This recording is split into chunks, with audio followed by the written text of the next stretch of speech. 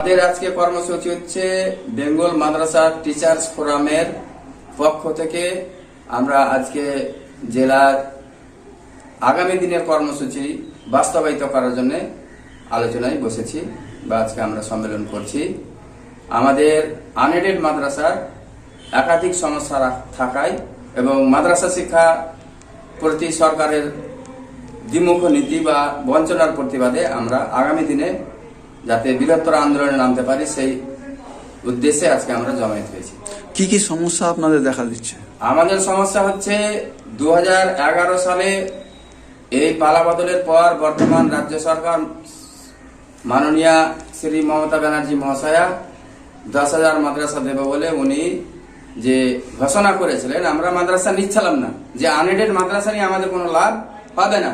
তখন উনি ঘোষণা করেছিলেন যে আমরা 3 জনের বেতন দেব।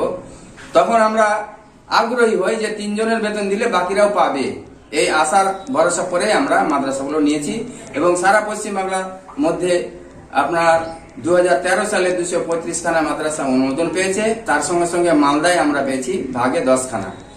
এই 10 খানা মাদ্রাসা আমরা মালদা জেলার যে বিভিন্ন পিছিয়ে পড়া এলাকায় অনুমোদন পেয়েছি এবং এই সমস্ত শিক্ষা প্রতিষ্ঠানগুলা খুব কষ্টের মধ্যে দিয়ে দিন অতিবাহিত করছে। অর্থাৎ ছাত্রছাত্রীরা সরকারি কোন রকম সুযোগ সুবিধা পায় না, শুধু বই এবং আপনার ধরুন এই ঐক্যশ্রী, এই দুটো জিনিসই পাচ্ছে। মানে স্কুল বোর্ড আর মাদ্রাসার মধ্যে যে ছাত্রদের যে পার্থক্যটা, তো ছাত্রদের ভূমিকাটা কি আপনাদেরকে দেখতে পাচ্ছে? দেখুন, বিষয় হচ্ছে আমাদের পশ্চিমবাংলায় যে 235 খানা মাদ্রাসা হয়েছে তার মধ্যে মাধ্যমিক লেভেলের সিনিয়র মাদ্রাসা হচ্ছে প্রায় 15 খানা, তার মধ্যে মালদা জেলায় 8 খানা।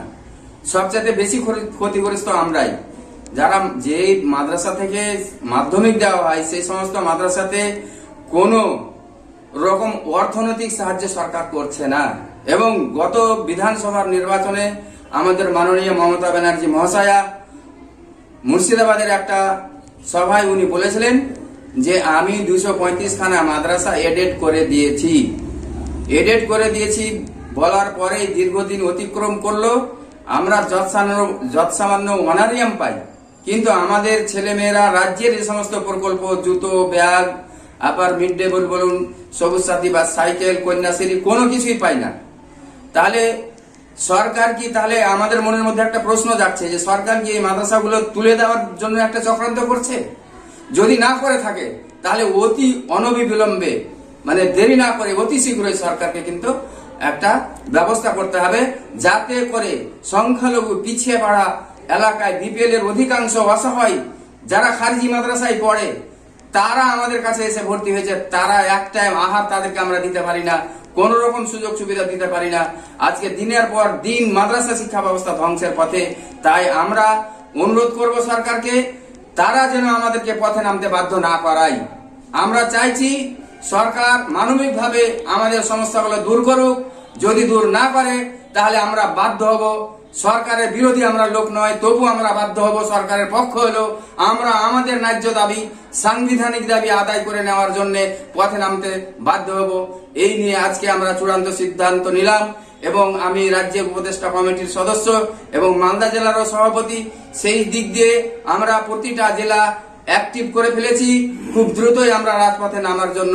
এবং আমরা ডিএমইতে একটা আবেদনও করে রেখেছি যে আমাদের পারমিশন দেওয়া হোক, একটা স্মারকলিপি গ্রহণ করা হোক। যদি সেই সিদ্ধান্ত কার্যকর না হয় তাহলে আমরা রাজপথে নামতে বাধ্য হব। এই হচ্ছে আমাদের বেঙ্গল মাদ্রাসা টিচার্স ফোরামের পক্ষ থেকে আজকের আলোচনার মূল বক্তব্য।